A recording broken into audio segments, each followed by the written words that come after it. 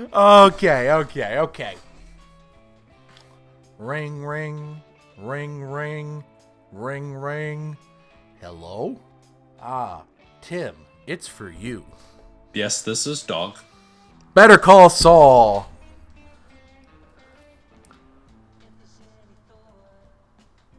I don't know what that bit was, but that's what we're going with. Hi, I'm recording this the day the vidcast is coming out, in which you're probably wondering, hey, why is it like a visualizer instead of the actual vidcast format? Well, the answer is simple. I screwed up with the recording and the video wound up being unusable. So instead I opted for a new unique visualizer type format. Edited down still, so it's not really a podcast, it's still a vidcast, but that's why it's weird, guys. I hope you still enjoy. Thank you for watching. And go ahead and watch the rest of Better Call Saul episode 0.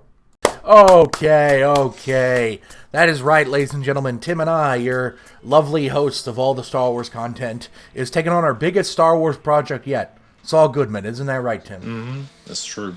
Yeah, it's my favorite Star Wars property. Since season 6, season 6 is about to start here soon, we decided we wanted to do a vidcast series on season 6. However, I feel like we should give some context of how we felt about seasons 1 through 4. I mean, 5. Or we could just skip 5 if we wanted to.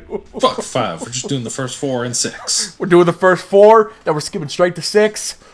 You can guess how we feel about 5. No, I'm kidding. So we're going to be talking about seasons 1, 2, 3, 4, and 5.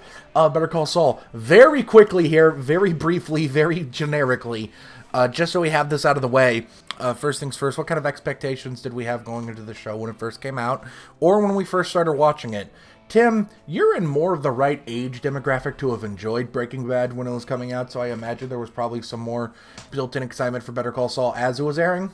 Yeah, so I started watching Breaking Bad a little bit before season 3 started airing. I played a little catch-up with the first 2 seasons, and then season 3 was where I started watching as it was airing, and it was a show that I thoroughly enjoyed, and it's one of those rare shows that I don't think had any weak seasons. Like, I think it's just very strong throughout, and like this was the show that I was watching at the same time that I was also watching Dexter. And oh boy, it's funny to see how one of those shows just stayed strong and one of them really fucking plummeted into the ground. Really enjoyed Breaking Bad throughout its entire run, and then they announced Better Call Saul, and I said, really? Do we need this? I mean, I like Saul, he's a fun character. Do we really need a whole show about him, though?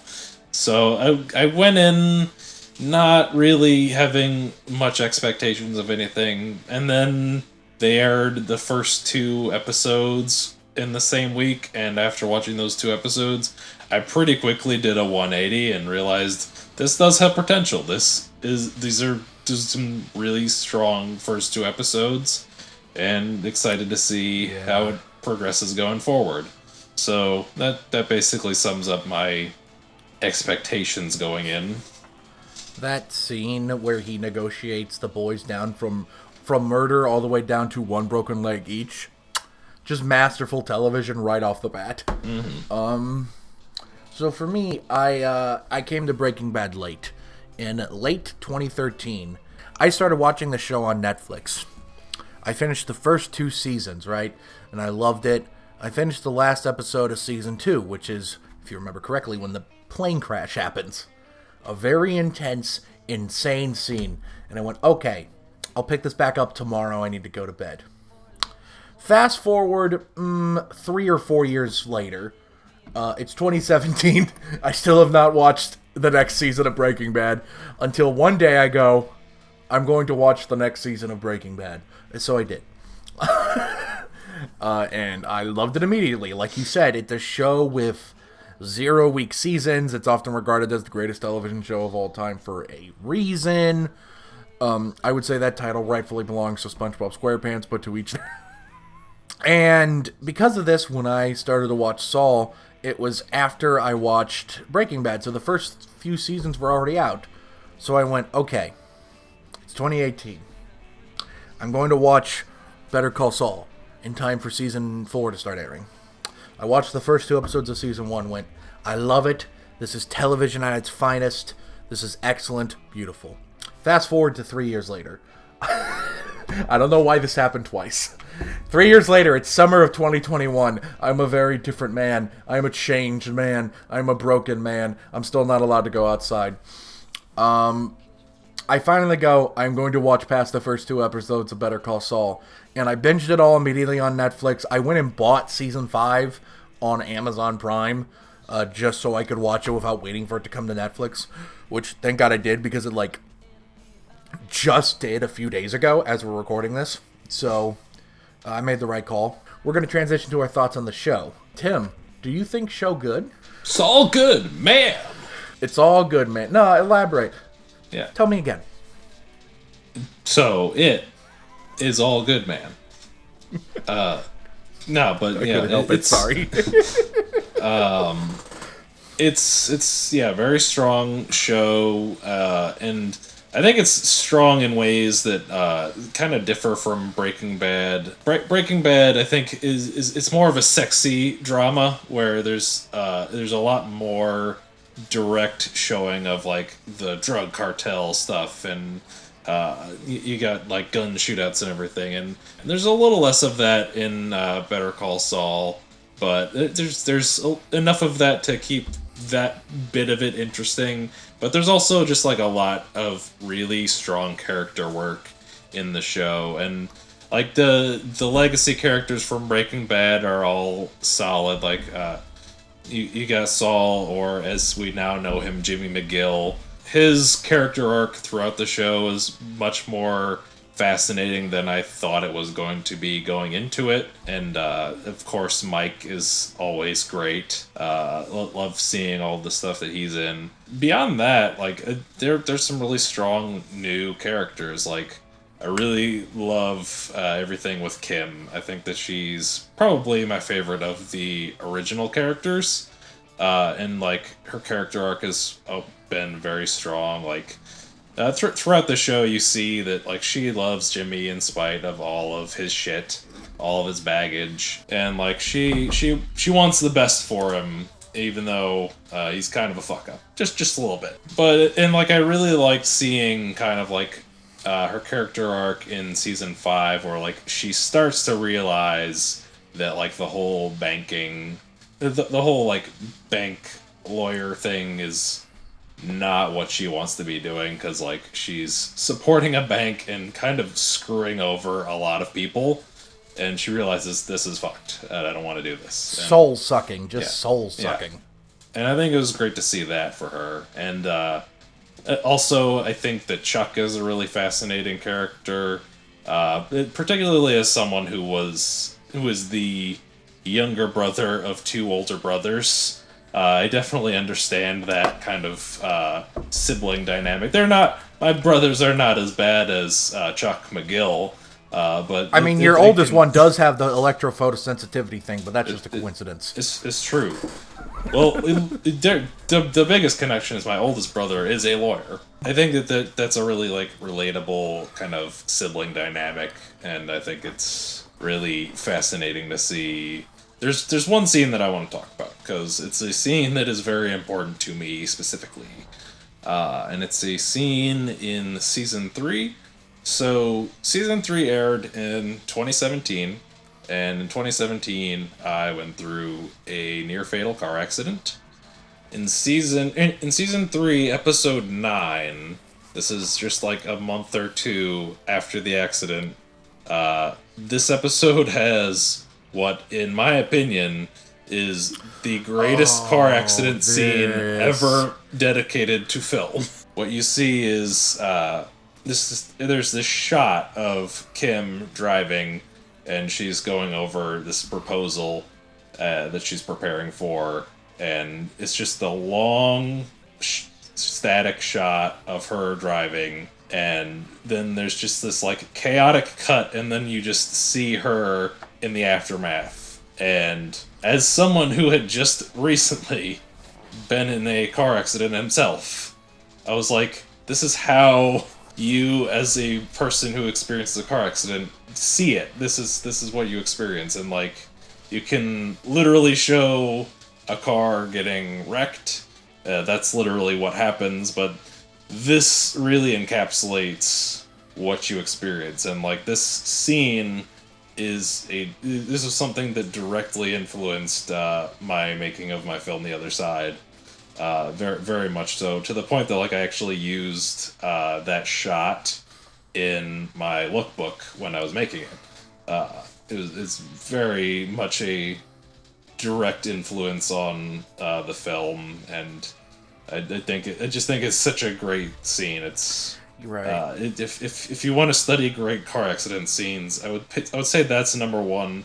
Number two might be the one from mid-90s. And number 3 is the entirety of the movie Crash by David Cronenberg. No, I love that scene, the moment where he crashes, or the moment where she crashes, and it's just like, the cut represents that she fell asleep for like 5 seconds, and next thing you know, it's like, oh, I almost died.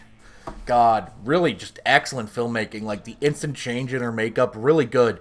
You want to talk about great match cuts? It's 2001 in that, just straight up. So, yeah, I agree with everything you've said.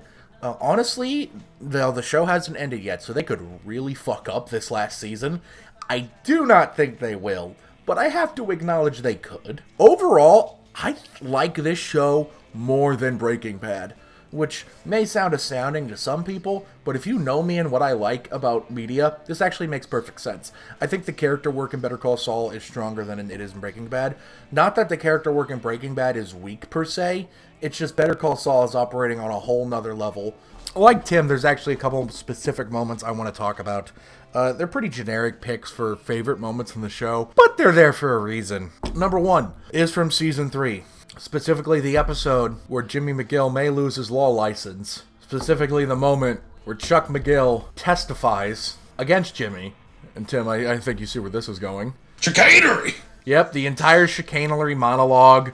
The brief lead up to that where it's like, can you check your pocket? And basically Jimmy reveals to Chuck that his condition is all in his head, number 1. And number 2, how it leads to Chuck's just total downfall and spiral, which leads to the opening scene in Season 4, which I also love. How Howard's trying to, like, block Jimmy to protect him, that's great. But I love Season 3 because that actor, Michael McKean, his delivery of that chicanery monologue is some of the most masterful acting I have ever seen in a television show. It's incredible. Not our Jimmy! Not our precious Jimmy! Just years of built-up resentment all of a sudden just leaking out. And you can just feel it in the room. Like, it's just, like, you can see Jimmy's instant reaction to being like, kind of like feel, you know, he just does not look happy. I love that moment. It's an excellent moment as an actor. It really stands out as a great acting moment. The second moment I really want to shout out is from Season 5. It's actually from one of the last episodes of Season 5. It's when Jimmy is home, finally, after his long-ass day in the desert. That entire episode in the desert, by the way, beautiful. In Season 5, Episode 9, when Lau discovers Jimmy's car in a ditch, showing that his story may be fake, and he goes back to their apartment and he goes, tell me the story. Tell me again. Tell me again. Tell me again. I paid $7 million for this story. I want to enjoy it. That whole scene is masterful. Number 1, because Tony Dalton, the actor who plays Lau in this scene, is able to deliver their line, tell me again, in such a variety of ways. That's just real acting masterclass.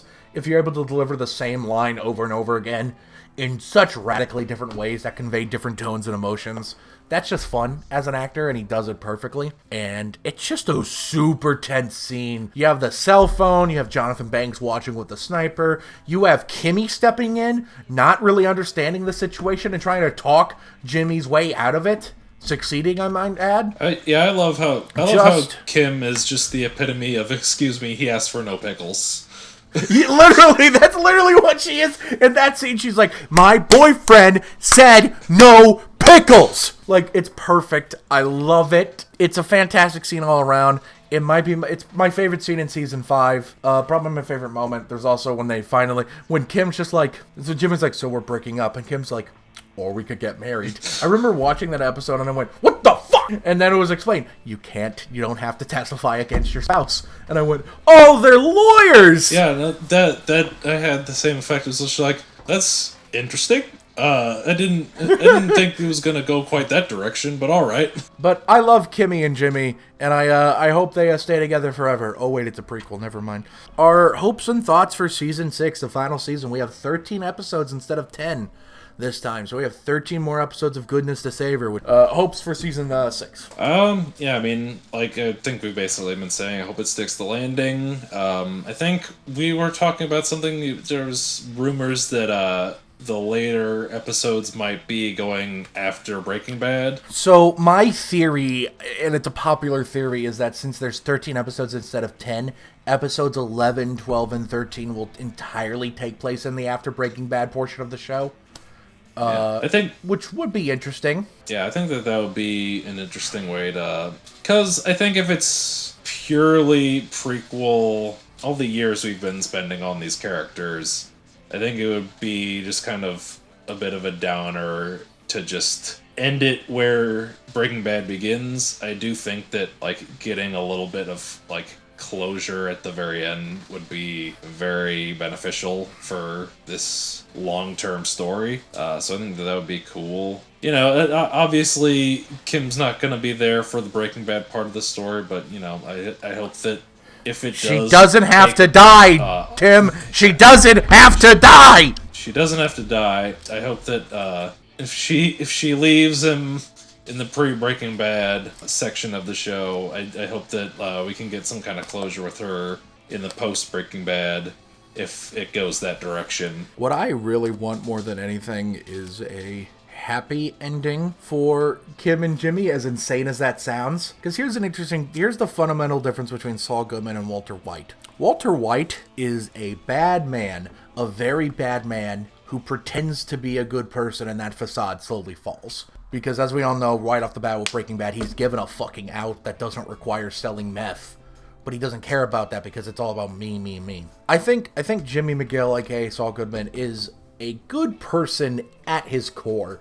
I truly do believe that the show has shown me that he is a good person deep down who just is prone to making many mistakes that has been pushed on from years of abuse from his brother. I would say that I would classify Walter White as a lawful evil and Jimmy McGill as a chaotic good. I do believe that Saul Goodman is a good person deep down. But the other thing is that so far through this show, nothing has shown me the person he is in Breaking Bad. In Breaking Bad, he is way more openly misogynistic. He is way more openly just a horrible person, and he is more willing to just go along with helping out meth crimes. And I feel like where Jimmy is right now, he would still have some hesitation. Now, granted, maybe there was hesitation in Breaking Bad. There was also the fact there was a gun to his head. That's probably part of it. Breaking Bad was also made in a different political climate. Yeah, maybe that's part of it too. But I think he's definitely supposed to be kind of just a sleazebag in Breaking Bad. The question then is, what breaks Jimmy? I think what's going to break Jimmy is losing Kim. Or they could always reveal that Kim was there the whole time. She just wasn't involved. You never know. I think that'd be kind of weird, but I think they could get away with it. That's what I hope for. Now, I do have a prediction. This isn't something that I want to happen. As a matter of fact, I do not want this to happen. But I do have a prediction. A certain character is going to show up in this show in some capacity in this final season. I think Walter White's going to show up in some capacity. I don't know how they can make that work, but I feel like it's just like especially last season when they showed Hank and Gomi. I just feel like they're probably gonna show us something. Yeah, I think that Hank and Gomez that makes more sense. Like, I don't think there's any casual way they could work a Walter maybe they could work a Jesse cameo in. The problem with that is, like, he was the young guy. He is about been, like, 15 from what I understand, years. he's not too. I think he's around the same age Bryan Cranston was when Breaking Bad started. But I think they're going to try and shoehorn something like that in, which I won't love. But knowing these writers, they could probably find a way to make it work. Again, I don't want to be right. I want to be wrong. I feel like that's what we're heading towards. Yeah, I mean, yeah, pretty much agree. Like, I don't. Yeah, I think he's a fascinating character, but yeah, I don't think he fits into this story. So I think if they tried to do it, it just wouldn't work. But yeah, I don't know. Yeah, so in conclusion, show's good, man. You the person watching this vidcast, thank you oh so much, very much, watching. If you are watching this vidcast, which you have to, because this will only be on YouTube, leave a comment below. Tell me what you know about Better Call Saul Season 6. I want you to leak the script right now. Leak it. No, I'm kidding. Please don't do that. I don't want to get sued. Or you to get sued, for that matter. While you're down there commenting, please leave some other comments. What do you think of Better Call Saul? Are you excited to hear us call Saul for 6 episodes and counting? I know Tim is. Comment below and let us know. While you're down there, hit the like button, hit the subscribe button, and hit the bell icon so I can freely walk inside your home. I'm a vampire, and hitting the bell icon is inviting me in. Join us in, I don't know, 3 or 4 weeks. Whenever the hell the next one is. Also, stay tuned for the Moon Knight vidcast, which is probably going to be recorded soon with Rain and I. We're going to moon some night. All right, see you then, guys. Bye.